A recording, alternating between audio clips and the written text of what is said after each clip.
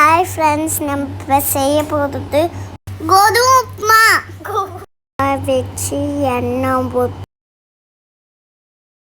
வெங்காயம் பச்சை மிளகாய் போட்டு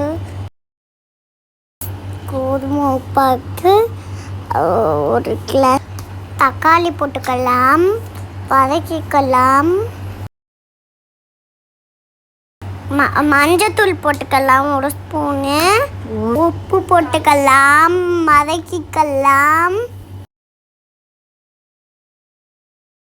இஞ்சி பூண்டு பேஸ்ட் போட்டுக்கலாம், வதக்கி கருப்பு கொத்தமல்லி புதினா போட்டுக்கலாம், வதக்கிக்கலாம்.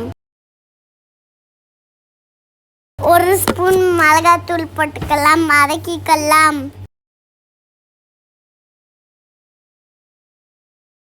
தண்ணி ஊற்றிக்கலாம்.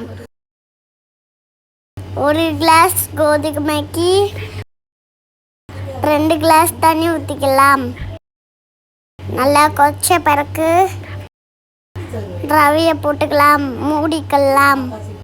நல்லா வெந்த உடனே மூடியை திறந்துட்டு கோதுமை உப்புமா ரெடி. வாங்க சாப்பிட போகலாம்.